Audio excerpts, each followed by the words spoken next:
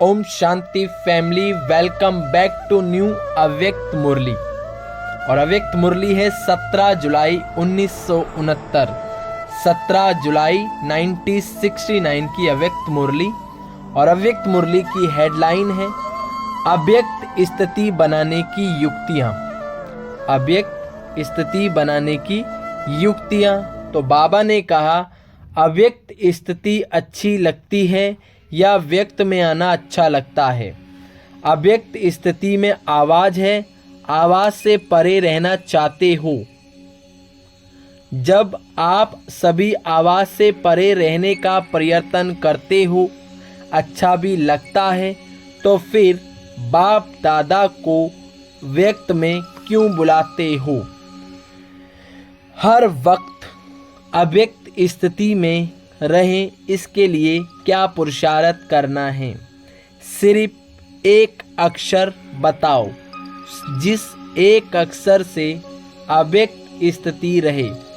कौन सा एक अक्षर याद रखेंगे जो अव्यक्त स्थिति बन जाए?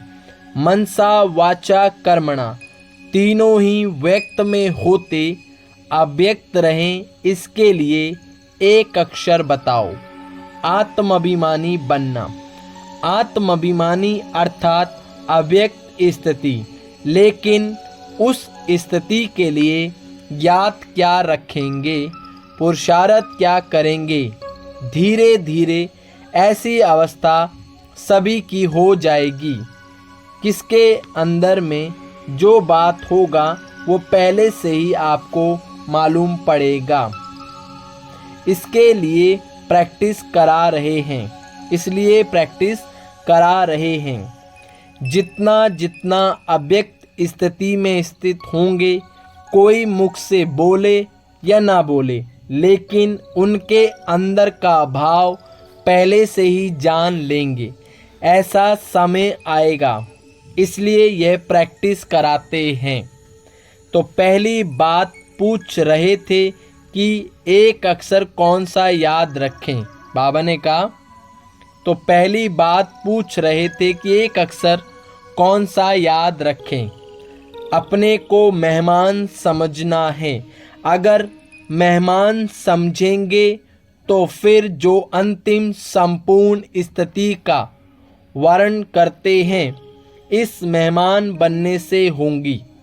अपने को मेहमान समझेंगे तो फिर व्यक्त में होते हुए अव्यक्त में रहेंगे। मेहमान का किसके साथ भी लगाव नहीं होता। हम इस शरीर में भी मेहमान हैं, इस पुरानी दुनिया में भी मेहमान। जब शरीर में ही मेहमान हैं तो शरीर से भी क्या लगन लगे? बाबा ने कहा जब इस शरीर में ही मेहमान हैं तो शरीर से भी क्या लगन रखें। सिर्फ थोड़ा समय के लिए ये शरीर काम में लाना है। ये मेहमान बनेंगे या क्या बनेंगे? बाबा ने पूछा, यहाँ मेहमान बनेंगे तो फिर वहाँ क्या बनेंगे? जितना यहाँ मेहमान बनेंगे, this is the underline point, जितना यहाँ मेहमान बनेंगे उतना ही फिर वहाँ विश्व का मालिक बनेंगे। इस दुनिया के मालिक नहीं, इस दुनिया में हम मेहमान हैं, नई दुनिया के मालिक। यह जो व्यक्त भाव में आ जाते हैं, उसका कारण यही है, अपने को मेहमान नहीं समझते। वस्तुओं पर भी अपना अधिकार समझते हैं। बाबा ने कहा वस्तुओं पर भी अपना अधिकार समझते हैं, इसलिए उनमें अटैचमेंट हो जाती है। अपने को अगर मेहमान समझो तो फिर यह सभी बातें खत्म हो जाएं। अपना बैंक बैलेंस भी नोट करना है। जितना कमाते हैं उतना खाते हैं या कुछ जमा भी होता है। टोटल हिसाब निकाला है, कितना जमा किया, उस जमा के हिसाब से खुद अपने से संतुष्ट हो। तो कईयों ने कहा नहीं, तो जमा करने का और कोई समय रहा है? कितना समय है? समय भी नहीं है, संतुष्ट भी नहीं हो तो फिर क्या होगा? कितना समय है? समय भी नहीं है, संतुष्ट भी नहीं हो तो क्या होगा? अभी सभी को ये खास ध्यान रखना चाहिए। अपना बैलेंस बढ़ाना चाहिए। कम से कम इतना तो होना चाहिए जो खुद संतुष्ट रहें। अपनी कमाई से खुद भी संतुष्ट नहीं रहेंगे तो औरों को क्या देंगे? एक एक को कितना जमा करना है? बाबा ने कहा एक एक को कितना जमा करना है।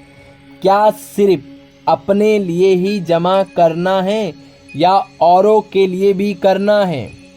औरों को दान करने के लिए जमा नहीं करना। ऐसा समय आएगा जो सभी भिखारी रूप में आप लोगों से भीख मांगेंगे तो उन्हें को नहीं देंगे।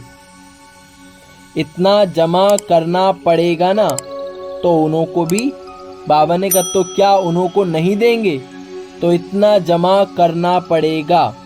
अपने लिए तो करना ही है, लेकिन साथ साथ ऐसा दृश्य सभी के सामने होगा जो आज अपने को भरपूर समझते हैं, वह भी भिखारी के रूप में आप सभी से भीख मांगेंगे।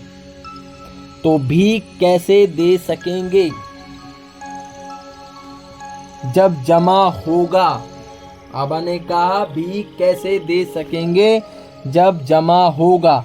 दाता के बच्चे तो सभी देने वाले ठहरे। आप सभी की एक सेकंड की दृष्टि के अमूल्य बोल के भी प्यासे रहेंगे। ऐसा अंतिम दृश्य अपने सामने रख पुरुषार्थ करो। ऐसा ना हो कि दर पर आई हुई कोई भूखी आत्मा खाली हाथ जाए। साकार में क्या करके दिखाया? कोई भी आत्मा असंतुष्ट होकर ना जाए। भल कैसी भी आत्मा हो, लेकिन संतुष्ट होकर जाए। तो ऐसी बातें सोचनी चाहिए, सिर्फ अपने लिए नहीं। अभी आप रचयिता हो। आप एक एक रचयिता के पीछे रचना भी है। माँ बाप को जब तक बच्चे नहीं होते तो माँ बाप की कमाई अपने प्रति होती है, और जब रचना होती है तो फिर रचना का भी पूरा ध्यान रखना पड़ता है। अपने लिए जो कमाई की थी वह बहुत समय खाया मनाया, लेकिन अब अपनी रचना का भी ध्यान रखना है। आपने अपनी रचना देखी? बाबा पूछते हैं आपने अपनी रचना देखी? कितनी रचना है? छोटी है व बड़ी है? बाप दादा हर एक की रिजल्ट देखते हैं। एक एक सितारे की कितनी रचना है? जितनी यहाँ रचना होगी उतना वहाँ बड़ा राज्य होगा। यहाँ कितनी रचना रची? अपनी रचना देखी? भविष्य को जानते हो? रचयिता तो सभी हैं, लेकिन बड़ी रचना की है या छोटी रचना की है? आशा तो बड़ी की है ना। बड़ी रचना के साथ फिर जिम्मेवारी भी बड़ी है। कितनी गहरी बात कह रहे हैं बाबा कि बड़ी रचना के साथ जिम्मेवारी भी बड़ी है। अच्छा, हम बच्चों की रूहानी मीठे बाप दादा को याद प्यार, गुड मॉर्निंग, नमस्ते, सदा रहो हंसते, बन जाओ फरिश्ते, चलो परम धाम के रास्ते। मेरा बाबा, प्यारा बाबा, मीठा बाबा, शुक्रिया बाबा, आई लव यू बाबा। तो बाबा ने कहा स्मृति और विस्मृति की उतराई और चढ़ाई को अब समाप्त करना है। Okay my dear family, Om Shanti. आप इस चैनल को सब्सक्राइब करें, लाइक करें, कमेंट करें और सभी के साथ इसे शेयर करें, जिससे बाबा की अव्यक्त मुरली का सुनने का सौभाग्य सभी को प्राप्त हो। फिर मिलेंगे आपको नई अव्यक्त मुरली के साथ। जब तक आप मस्त रहें, स्वस्थ रहें और बाबा की याद में व्यस्त रहें।